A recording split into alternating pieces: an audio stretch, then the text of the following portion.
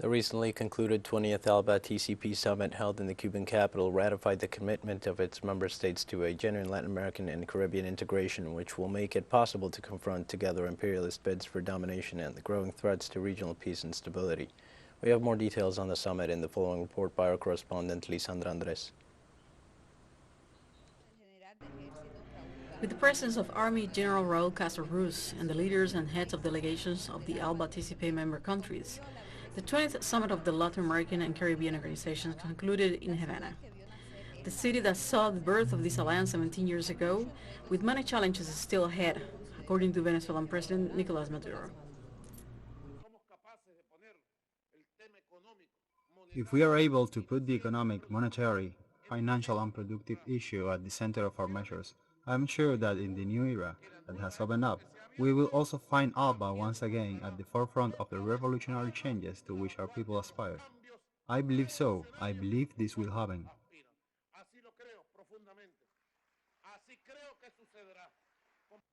In delivering the conclusions of the 20th ALBA-TCP summit, Cuban President Miguel Díaz-Canel condemned the so-called democratic summit held virtually and unilaterally organized by the United States government.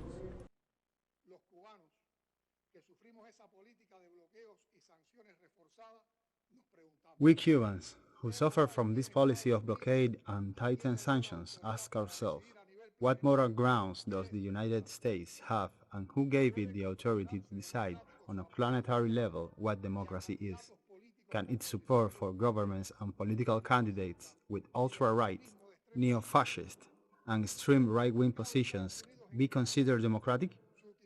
How did the United States explain its malicious use of judicial systems, control of the media and digital laws to persecute, imprison, and discredit progressive and leftist figures at this summit?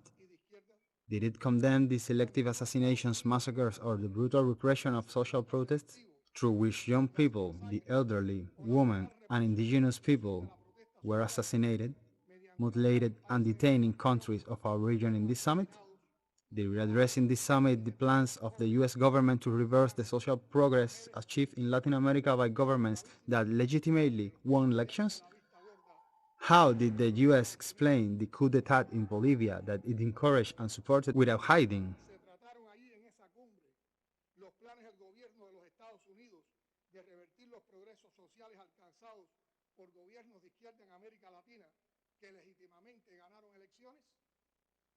¿Cómo explicó Estados Unidos el golpe de Estado en Bolivia que fomentó y apoyó sin esconderse?